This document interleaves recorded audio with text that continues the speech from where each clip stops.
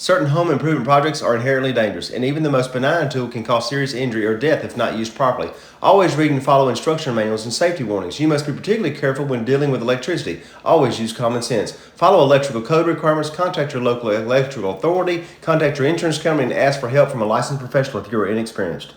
Alright, got my pool half drained. Got to replace the liner and the steps. Got the steps concrete cut and partially dug out. I gotta finish in a couple of days when I get off from the fire station. Got a pretty big mess here. Alright, so far I've got the back of the steps dug out. I've measured the steps, the height, the width, the depth of each step. I've measured the height of the shallow end of the walls. I've got 2 jets on these steps coming in the sides there. The bottom of the step where it meets the floor of the pool is part of the step. You know, it's plastic all the way down to the bottom. It doesn't just stop. It doesn't just stop here as I thought with the liner. It goes all the way down to the bottom of the pool there where the dirt's at. That's that. Up here I have dug out each corner. I've cut the pipes for the jets for the steps there. I've cut that, and I'll have to go down the side there and cut from the pool in this 2x4 or 2x6 where the pool steps meet the 2x6. There's bolts, lag bolts through there. I'll have to cut those with a sawzall, and I'm gonna cut the other side. Did the same thing on the other side.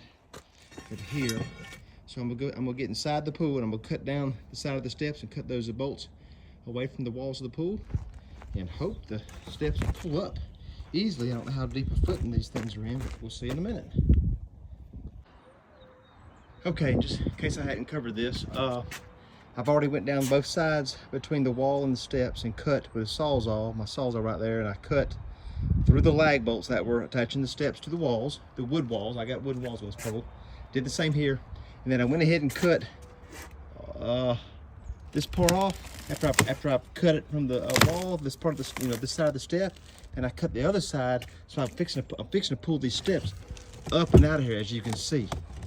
I've already got them loose, and I'm fixing to pull them out.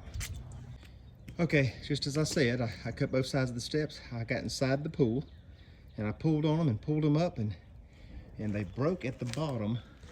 The fiberglass kind of broke because part of the bottom of the step, the part that goes up underneath the step that I showed you, went all the way to the floor of the pool, the shallow end. It's inside the concrete footing, and it broke off. So now it looks like we'll be able to pull these steps all the way out of here and be able to get to this easily, and dig it out with a shovel, and go purchase new steps. I've got the exact measurements of these, and I'm hoping I can find the exact measurements online for the pool, for the steps that I need. And you'll notice I've been painting fiberglass filling these steps and refinishing them for about 10 years, and you'll see right there where water was coming out of the steps leaking there, and over there as well, and we're actually everywhere, leaking all over the place. But and these 2x that were set up on the back of the steps to to stabilize them, they're soaking wet from the water, so it was just time to replace them. All right, update video on putting these steps in. I got them on the truck a couple of days ago. Son helped me get him in the backyard and down in the little end of the pool. I carried him to that back gate over there, across the yard. They're pretty light, not a big deal. When I ordered them on the line, the people on the phone made me sign a digital copy saying that I'd agreed that I would have a forklift to offload these steps when they got here on an 18-wheeler, and all that was not true. When they got here, they was on a enclosed truck, like a box truck. It had a lift gate. These steps can't weigh but no more than 250, 300 pounds. 2 men, plenty to get it off the truck and get it in the pool. I was a little worried about that at first, because I had some guys on standby, a bunch of guys thinking it was going to be a big deal. I didn't have the forklift that the company said I needed to have. I just said I did and didn't, because I knew I could get it off somehow or another with enough men. But anyway, here's the steps.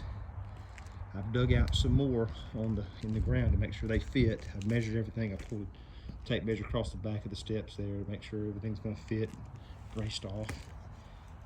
down below the footing there. You can see at the bottom of the pool I dug it a little bit deeper because the bottom of the steps come down, it looks like about a foot.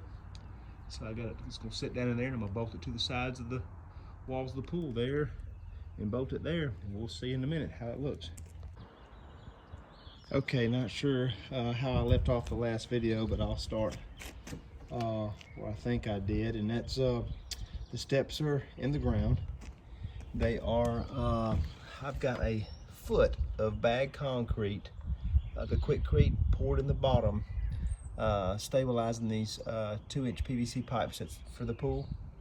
You'll notice on top of those 2-inch pipes is a 2x4 for each step, because that black piece you see above the 2x4, that was positioned for those 2-inch pipes to go inside each hole. There was a hole already there for that's mounted to the steps, you know, coming from the factory, and they were too tight for that pipe to go in. I could not get them in there where they would seat, bottom out, wouldn't seat very well. I guess it could have been done before I put the steps in. I could put the steps upside down and drilled them and banged them in there with rubber mallet, but then I didn't know exactly the length from that point to the bottom of the floor here I dug out. So I did each one individually for the size that I needed after I poured concrete in there. Originally I poured concrete in. I poured 6 inches of concrete. Then I put the 2-inch PVC pipe braces on that concrete. Then I poured another foot on top of that to brace them in good. Maybe it's overkill, I ain't sure, but I feel good about it. And I'm fixing to fill the rest of this thing up with some gravel, and then we're gonna finish the concrete. Okay, I've got the whole filled where I want it with crusher run. I believe I said in the last video I did the bottom, the first foot or two in gravel, and then I went with crush and run. After that, you'll see that I took the ground wire. The ground wire there runs from this metal coping. I took it around the steps there, tied it into where the handrail will be from stepping into the pool, and that wire goes all the way back around and ties in to the coping over here where the old wire, where I cut it originally when I took the steps out.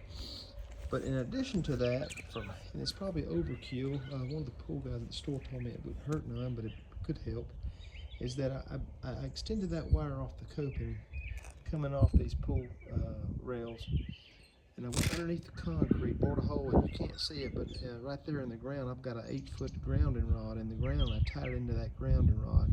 It's overkill because I do have a grounding rod over behind that fence at the pool pump too. So tomorrow morning I'll be picking up a concrete mixer over at the Home Depot, and I'm gonna come and finish this concrete, and I'll take pictures of that and take a video of that, and I hope this helps somebody. Okay, so I rented a concrete mixer from Home Depot like I said I was going to. Glad I did. I thought for a second I'd save that money and mix it in a wheelbarrow, and glad I didn't, because that would have been a job. After mixing with that concrete mixer, I realized it was, once you start laying this concrete, you got to get to moving. I YouTube a bunch of videos trying to figure out how to finish this concrete, and that's about the best I can do. I think I can live with it. Probably not perfect, but I just finished sweeping it, and tomorrow I'll clean it up, come out here and sweep up the concrete and all that, and I reckon in due time we'll pressure wash the rest of the pool deck and then stain it all so it'll match. But anyway, I'm satisfied with what just happened. I used it only took me 25 bags. I bought 30, and there's all my stuff there. So a little tip: when you buy those brackets that your pool rail is going to go into, that I'm showing right here, you need to go hit a PVC pipe in that, so you don't fill that with concrete, so that it obviously stays clean and ready for your to mount your rails in there, your handrail. That took a little bit of effort trying to get that level and even, and but just with the level you can get it done on a tape measure. Make sure you're centered with the steps. But that's the finished part of the steps. Now the next thing I'll be doing is calling a guy to come put my liner in for me. Of course I gotta replace a couple of spots at the bottom of the pool. The floor got a little damaged. I bought a bag of stuff that they you fill that in. I'm not quite sure what it's called. I can't remember, but I'll go ahead and get the pool liner put in, and then replaced a couple things over at the pool pump, and I'll be ready for the summer. Okay, I've got things about wrapped up. I paid a pool company to come out today and drop the liner. I did not feel comfortable doing that myself. Even though I did do the steps, that was a lot of work. I don't know, something about the liner made me a little nervous because I've never done it before. And if they came out and dropped it for me, it cost me about $3,500 maybe, something like that. We've got to come back tomorrow and trim out the light and all the jets and the spinner basket and sort of thing, and then it'll be a done deal. Next week I'll come in and put some stain on the concrete to try to match up the concrete that I laid, you know, so everything will match up nice and clean around here, and that'll be a finished product. I'll take a picture of the finished product next week, and we'll post this online so everybody can see how to do your own pool without paying a bunch of money and having somebody else do everything for you.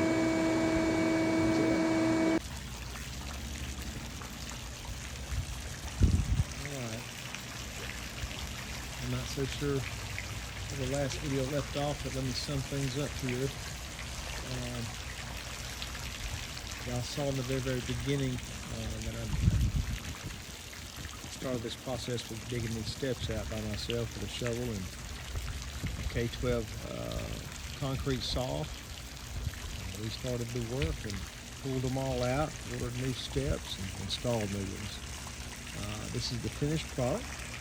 I've now stained the deck since the concrete didn't match the other concrete. The new concrete didn't match the old, so I had to stain the deck. I got that stain from Home Depot. I can't remember the color. It's a lighter color. And I'm pleased with it. Everything looks like it's working good. You see I've got my little homemade fountain I made that goes into the wall for the booster pump boost, you know, for my flares. I've got that installed. It kind of makes the pool look nice, little fountain. But I'm super pleased. I did all the work myself and saved myself a whole bunch of money. So those of you who think that this is not possible for you to do, if you're scared to do it or whatever, if you're handy and you've worked your whole life with your hands, believe me, it's possible. You can do it. You just have to take your time and pay attention to all the details. There you go. I like it. We installed me an overflow drain in my steps. I never had an overflow drain, so now I don't have to worry about the pool overfilling when I'm out of town and it rains too much or something like that. So that was pretty nice to have as an added feature. And that's it. So at the bottom of the video, you can like the video if you would. I'd appreciate it.